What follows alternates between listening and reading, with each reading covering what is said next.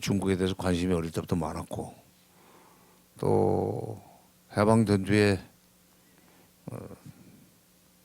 아버지 고향까지 내려오는데 그 출발해서 44일이 걸렸다는 거죠. 40여 일 만에 돌아왔는데 그때 아마도 1945년 10월 중하순경에 평양역전에서 노숙을 했던 남행열차를 기다리면서 노숙을 했던 사람들 중에 최연소자였을 거예요. 제가 포대에 쌓여가지고 강보에 쌓여서 아마 그런 것들이 나중에는 중국 문제와 남북 관계, 통일 또는 북한 문제를 연구하게 된 태생적 그 원인이 있지 않는가 하는 생각을 요즘 와서는 해요. 그전에는 몰랐습니다 그런 거. 근데 저는 대학에서 박사과정을 공부하다가 77년에 통일원에 들어갔습니다. 나이로 봐서는 77년이면 새는 나이 33이니까 공무원으로서는 늦게 시작한 겁니다. 출발한 겁니다. 근데 이제 외길을 쭉 걷다 보니까 운이 좋아서 김영삼 정부 때는 대통령 통일비서관을 3년 8개월쯤 했고 또 김대중 정부에서는 통일부 차관으로 일을 하게 됐고 김대중 정부 말년에 통일부 장관으로 임명을 받았습니다. 또 계속해서 노무현 정부에서 연이어서 바로 그냥 그 자리에서 그대로 통일부 장관 일을 계속하게 돼가지고 2004년 6월 30일 날 정부 공무원으로서 이제 일을 마치고 나와서 지금 그때로부터도 벌써 15년 그렇게 돼가는데 오랜 세월 동안 다뤘던 문제다 보니까 아직도 남북관계 통일 문제 이런 것을 그냥 업으로 삼고 있습니다. 오늘도 아마 그런 경력 때문에 여기 나와서 통일과 관련된 얘기를 하라고 한 것 같습니다. 소개가 됐는지 모르겠습니다. 네. 제가 이렇게 많은 분들께 자기소개를 부탁드렸는데 태어나셨을 때부터 지금까지를 너무 자세하게 말씀해 주신 분은 정말 처음인 것 같아요. 너무 감사합니다. 마치 처음부터 함께 하신 것 같아요. 아니 저 남양주 마석에까지 오셨다는데 차비는 빠져야 될 거 아니야. 대접으로. 차비가 되셨을 거라고. 네, 그죠? 대접으로. 그래서 오늘은 저희가 장관님께 저희가 부탁드린 주제는요. 통일 관련된 얘기를 가장 많이 들으셨잖아요. 장관님 강연하실 때. 그래서 오늘은 통일에 대한 말씀을 하시면서 장관님께서 항상 강조하시는 게 평화 부분이셨어요. 그래요. 예, 평화에 대해서 먼저 이야기합시다. 네, 그래서 이 말씀을 좀 부탁드리도록 하겠습니다. 통일이라는 말을 통일이라는 말이 아니라 통일을 쉽게 생각하는 분들이 의외로 많습니다. 지금은 그렇지 않지만 60년대, 70년대까지도 미군 나가면은 우리끼리 남북이 통일하면 되는데 미군이 안 나기 때문에 통일이 안 된다 하는 식의 얘기를 하는 사람들이 있었어요. 그건 북한 논리입니다. 북한 논리였었어요. 지금은 아니에요. 그리고 또는 어떤 사람들은 우리가 아무리 노력을 해서 남북이 통일을 하려고 하더라도 뭐 주변의 강대국들이 통일을 허락하지 않으면 통일을 못하는 거 아니냐 하는 그런 이제 패배주의적 그 사고방식을 가지고 있는 사람들도 적지 않았었습니다. 오히려 앞에 얘기를 그 앞에 미군 나가면 통일된다는 식의 얘기는 이제 하는 사람 별로 없고 북한도 그런 얘기를 안 하니까. 근데 오히려 지금 남북 관계가 현실의 문제가 되면서 대화가 되고 왕래가 되는 시대가 되면서는 뭐 우리가 그렇게 해도 뭐 미국이나 중국이 우리 통일을 뭐 허락을 하지 않을 텐데 되겠느냐 하는 그런 식의 패배주의적 발언이라고 할까 사고를 하는 사람들이 점점 늘어나고 있습니다. 잘못된 거죠. 기본적으로 통일은 남북이 하는 겁니다. 통일은 아까 그 주변에 있는 국가들이 통일을 허락해 줄 것이냐 하는 얘기를 하는 사람들은 통일의 원심력에 대해서 얘기를 하는 거예요. 지금 통일을 뭐 어떻게 잡아 당기는다 사람들. 그 힘에는 원심력과 구심력이라는 게 있잖아요. 그러니까 통일의 구심력을 키우면은 그래서 결국 통일의 원심력보다 구심력이 커지면은 통일을 할 수 있는 겁니다. 비유적으로 말한다면은 두 남녀가 이렇게 사귀는데 부모님들이 반대하는 사이인데도 불구하고 자기들끼리 죽고 못 살겠다고 해서 끝까지 버티면서 결혼 호가야 말겠다는 의지를 강력하게 보이고 그렇게 되면 결혼의 구심력, 다른 말로 해서 구심력이 워낙 커져 버리면 그걸 반대하는 결혼의 원심력은 힘을 못 쓰는 거 아니에요. 마찬가지입니다. 통일도. 그러니까 우리가 먼저 남북이 화해 협력을 통해서 통일의 구심력을 키워놓고 그다음에 그 원심력으로 작용할 수 있는 주변 국가들의 한반도 정책을 어떻게 관리할 것이냐. 그건 그 다음 문제입니다. 근데 지금 상태는 그 원심력이고 구심력이고 이런 것을 얘기할 수 없는 정도로 지금 남북 관계가 굉장히 유동적이 됐어요. 쉽게 얘기해서 한반도에 전쟁이 나느냐 마느냐 이걸 걱정해야 되는 상황이기 때문에 그 전쟁이 날지도 모른다. 핵 문제 때문에 또 미사일 문제 때문에 전쟁이 날지도 모른다는 국민적 불안감이 있는 상황에서는 통일이라는 단어를 입에 올리는 게 아주 굉장히 그 비현실적인 얘기죠. 지금은 어떻게 평화를 가져올 것이냐. 선평화 후통일입니다. 평화를 먼저 확립하고 그다음에 그 평화로운 분위기 속에서 남북이 통일의 구심력을 키워나가다 보면 원심력을 능가할 수 있는 정도의 통일의 구심력이 생기죠. 그때 어떤 방식으로 그러면 이 원심력을 밀어내고 원심력을 밀어낼 정도로 커진 구심력을 어떤 방식으로 제도화할 것이냐. 아니면 선거 방식으로 해야 되겠지만 그거는 한참 후의 일입니다. 그러니까 통일을 쉽게 얘기하지 말자. 통일을 얘기하기 전에 먼저 평화를 뿌리내리도록 해야 된다 하는 그런 생각을 가질 필요가 있습니다. 한때 그 김대중 정부 때입니다. 김대중 정부 때는 통일이라는 말을 그렇게 쉽게 쓰지는 않았어요. 그래서 흔히들 대북 정책을 그냥 통일 정책이라고 이렇게 크게 포장을 해서 국민들한테 교육을 시키려고 그랬었는데 그게 군사정권 때 그랬었습니다. 사실은 통일에 대해서 별로 관심이 없으면서 통일이라는 이름으로 그때는 선안보죠. 오늘은 저는 선평화 얘기를 합니다만은 선안보 후통일 그 순서에 의해서 안보를 튼튼히 해야 된다. 통일을 위해서 안보를 튼튼히 해야 된다. 근데 안보를 튼튼히 하려면은 이 국민들 속에서 딴소리가 나오면 안 된다. 쉽게 얘기해서 정부에 대해서 비판하지 마라. 정부에 대해서 비판하는 것은 북을 돕는 거다. 그리고 우리를 안보를 위태롭게 하는 거다. 군사 정권이 늘상 통일 문제 또는 통일 외교 안보 문제와 관련해서 두고 쓰던 문제가 바로 그 선안보, 그다음에 안보를 튼튼히 하기 위해서는 대통령 중심으로 똘똘 뭉쳐야 된다. 그런 거 있었죠. 그러니까 그때는 이 평화라는 말은 또 쓰지도 않았어요. 안보입니다.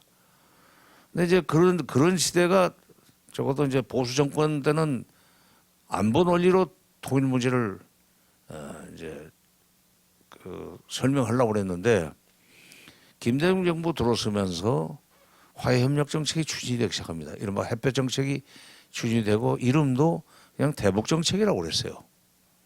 통일은 날이 멀었다 이겁니다. 김대중 대통령이 취임사에서 그런 얘기를 하셨죠. 저는 박정희 대통령 시절부터 이제 쭉 공무원으로 일을 했던 사람이기 때문에 특별히 김대중 대통령에 대해서 무슨 정치적인 편향성을 가지고 이 김대중 정부의 대북 정책이 옳다는 말을 하는 사람이 아니에요. 원리상 보니까 그게 맞더라 하는 차원에서 말씀드리는 겁니다. 화해협력을 그 취임사에서 이렇게 얘기했어. 북한은 무력 통일을 꿈꾸지 마라. 정확한 워딩은 그건 아닙니다. 그러나 취지는 그거예요. 두 번째, 우리도 북한이 두려워하는 경제를 앞세운 흡수 통일을 하지 않겠다. 세 번째, 그 전에 남북 간의 화해협력, 교류협력부터 해나가자. 그걸 통해서 남북이 서로 평화롭게 살 수 있는 그런 조건부터 갖춰놓자. 통일은 먼 훗날 얘기가 될 것이다. 그건 후대들에게 맡기고 우리 당대에는 무력 통일 꿈꾸지 말고 흡수 통일하지 않고 그리고 남북 간의 화해 협력을 해나가면서 평화나 불이 내리도록 하자. 그게 김대중 정부의 햇볕 정책입니다. 그랬더니 보수에서 말이야 이제 무슨 김대중 정부는 통일을 포기했는가? 통일은 단어를 쓰지 않는다고. 통일이라는 말을 입에 올리고 뭐 많이 올리고 살수록 수상한 거예요, 솔직히. 예. 딴 데 있는 겁니다. 소위 통일이라는 이름으로 딴짓을 하려고 하는 사람들이 정권이 오히려 통일이라는 말을 더 입에 많이 올립니다. 북한도 우리보다 훨씬 통일이라는 단어를 쉽게 써요. 지금까지도 그래요, 북한이. 김대중 대통령 그때 평양 가셨을 때 그 연도에 그 평양 시민들이 꽃을 들고 나와서 막 흔들면서 소리 외치는 걸 장면을 보셨죠? 그때 그게 통일, 김정일, 김대중은 없었어요. 통일이라는 것이 가까워졌다는 식으로 이게 마취가 돼 있으니까 그랬던 건데 그때 재밌는 얘기가 김정일 막 이렇게 외치니까 김정일 위원장이 차 속에서 그랬다는 거예요. 김대중 대통령한테. 저 다 본심 아닙니다.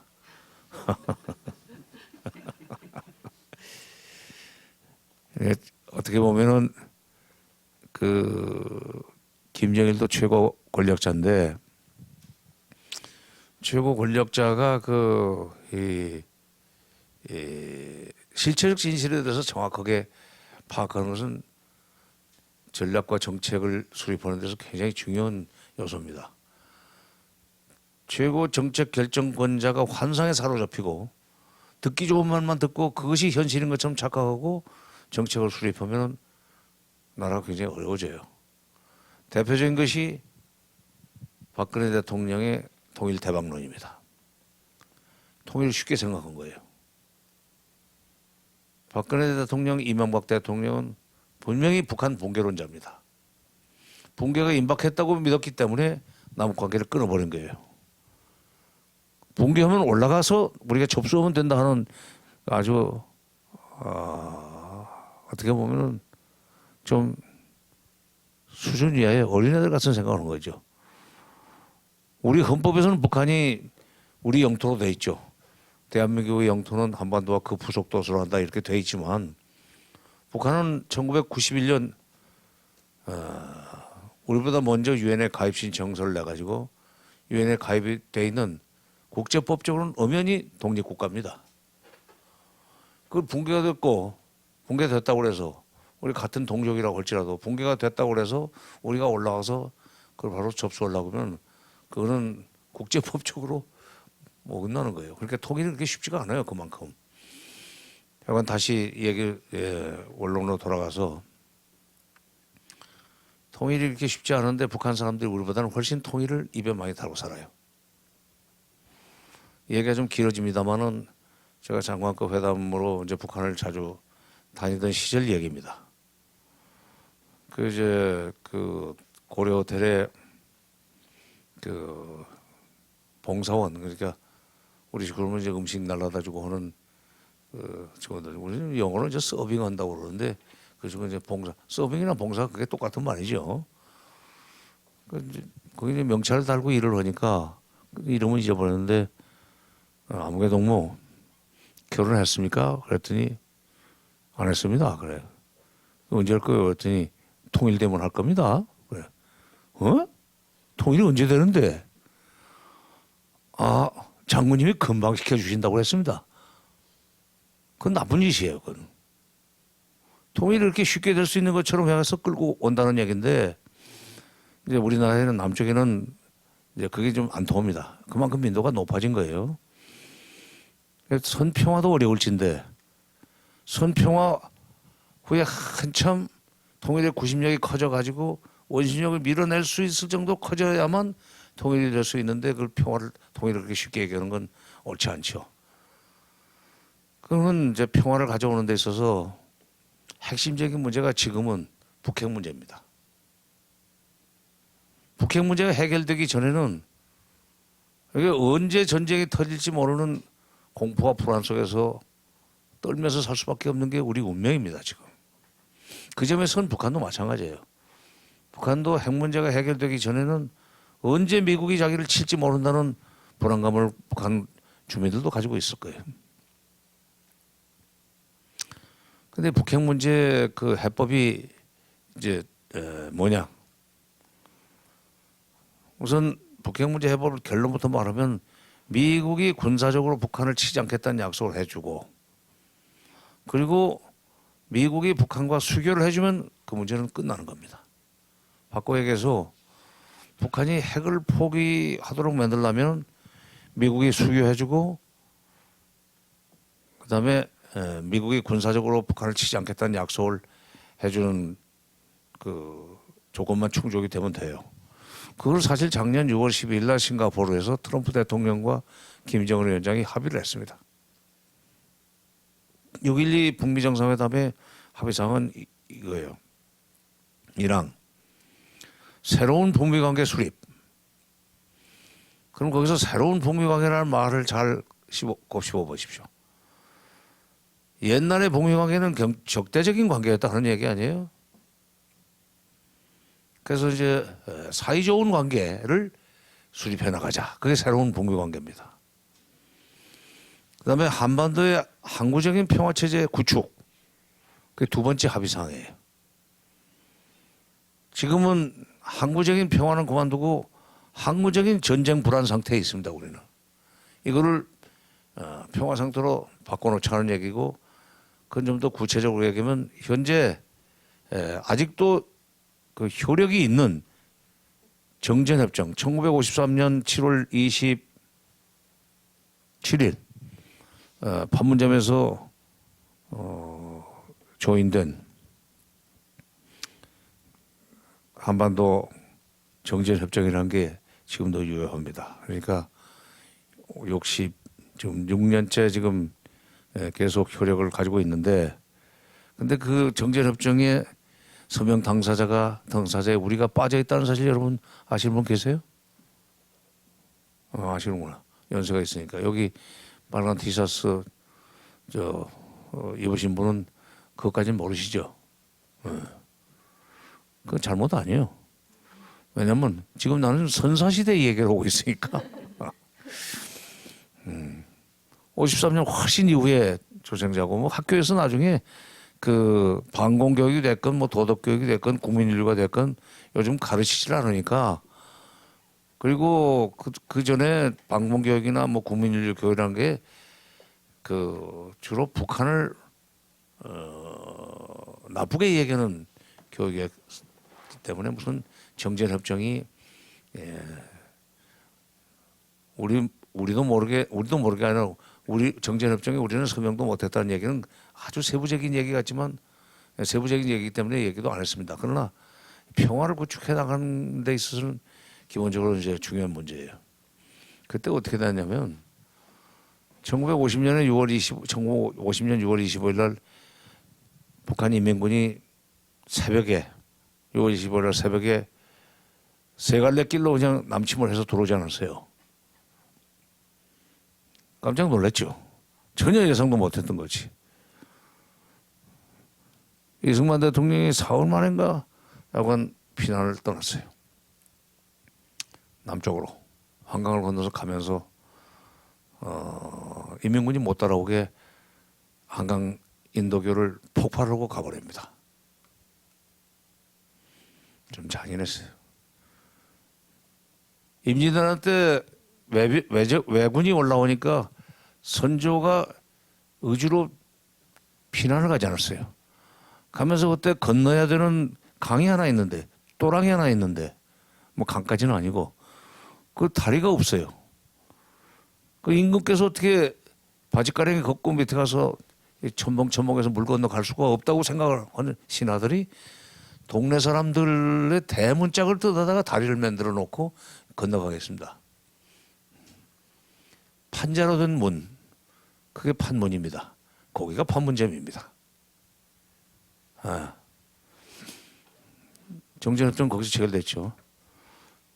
근데 선조대왕이 그렇게 의주로 피난 가면서 다리를 놓고 갔듯이 갔는데 이승만 대통령은 부산 대구 쪽으로 대구 부산으로 피난을 가시면서 다리를 끊어버리고 왔어요.